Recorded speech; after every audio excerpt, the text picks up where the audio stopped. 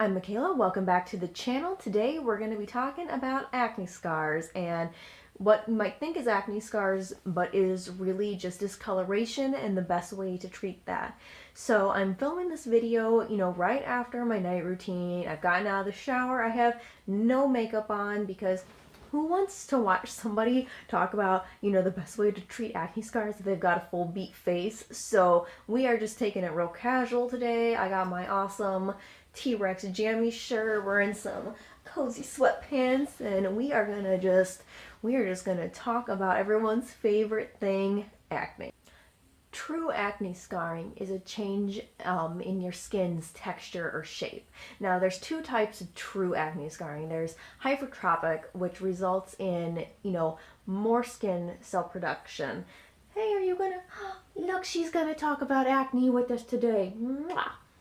I know. She just wants to play. She's been very, very needy today.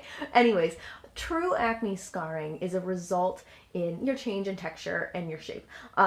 Think keloids are an example of hypertrophic. It's a reaction of raised skin. And then there is atrophic, which results in, three types of acne scars, and it is an indentation and causing of the skin to go flatter and indent. And there is ice pick, boxcar, and rolling scars.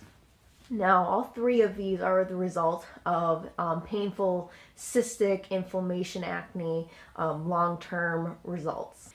And the way to identify each one is ice pick scars look like basically somebody took a sharp implement and just puncture picked at your face. It's actually the deepest and it's the hardest to treat. Rolling acne scars, they kind of look like, rolling hills or waves. If you were to stretch your face apart, it would look like you have no change in your skin texture, and it doesn't become, as apparent, when you're younger and you have more collagen production, but the older you get, it becomes a more apparent, result.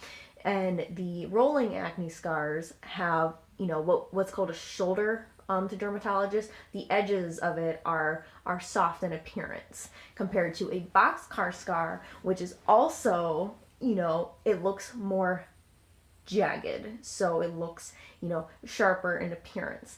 So unfortunately, these are the hardest to treat. Not boxcar, ice pick is the hardest to treat. I just misspoke a little. I do that.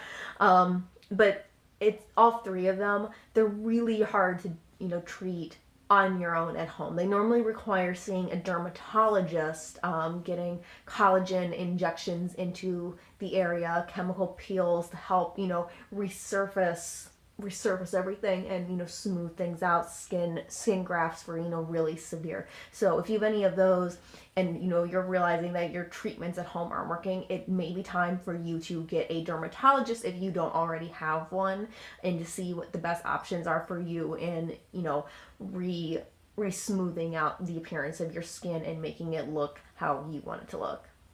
Now that I've gone over true acne scarring, I can talk about what most people really experience, which is just discoloration in the area that's left over from the acne. Because, the acne wasn't bad enough, now we have to have some kind of aftermath.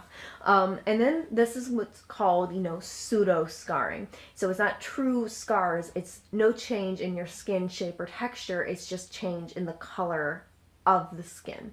Now, there are two types, and the first one is post inflammatory hyperpigmentation, or PIH.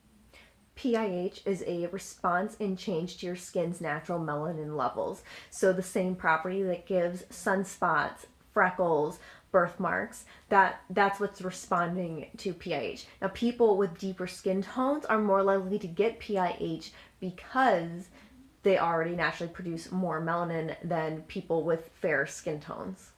Unfortunately, if you have PIH, it can be slightly easier to treat than the other type of discoloration. So the best way to treat PIH is, can you guess?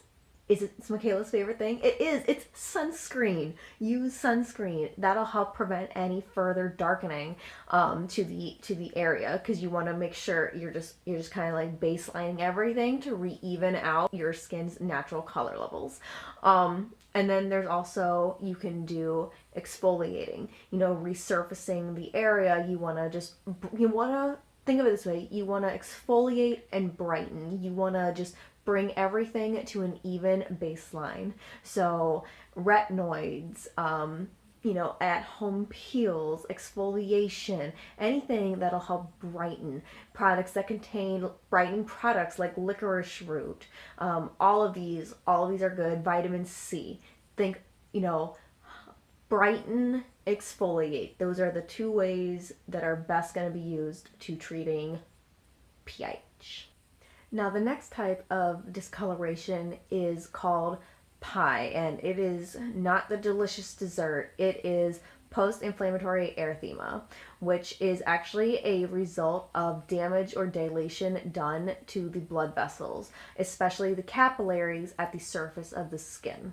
Now, if left untreated, PIE can turn into PIH, but PIE is more common in people with lighter complexions, and unfortunately, the lighter the complexion, the longer it can take to treat PIE. With PIE, you want to do the opposite in treatment in terms of what you use for PIH. You don't want to exfoliate. In fact, the best way to treat PIE is to baby the hell out of it. You want to, moisturize and, make sure you don't have a damaged moisture barrier. That's what is the best way to treat it. Also, can you guess? Yes, you also want to use sunscreen with PIE. But for reals, you don't want to do anything super harsh. You want to make sure you don't have a damaged moisture barrier. You want to baby that skin, hydrating layers, hydrating masks. That is what is going to help fade those marks. Now, I've already said that PIH is more common with deeper skin tones and PIE is more on the lighter skin tone spectrum, but there is another way. There's actually two other ways that you can tell. The first, test you can do is a press test, where you just press the area, and if it disappears and it, comes back, that's post-inflammatory erythema. But if you press and nothing happens, that color stays there, PIH. And then here, I'll show you. So let's see, I hope you can see this. So I actually have a mark right here, and I'm just gonna press, and then you can actually see it come back. That's how I know that it is post-inflammatory erythema. Now, the other test that you can do besides the press test is you can take a glass and you can hold it up to the mark. So you won't be able to see this on the camera. I checked it in the mirror to see if this worked, and it really does.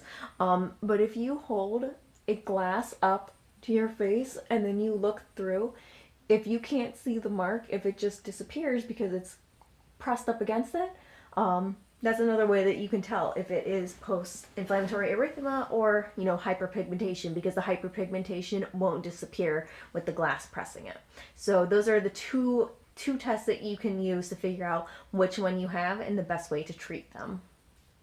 Okay, well, that is really all I had for you today. I didn't want this to be super long and complex. I just wanted to get, right into the nitty-gritty of, distinguishing between true acne scarring and discoloration and the best way to treat everything.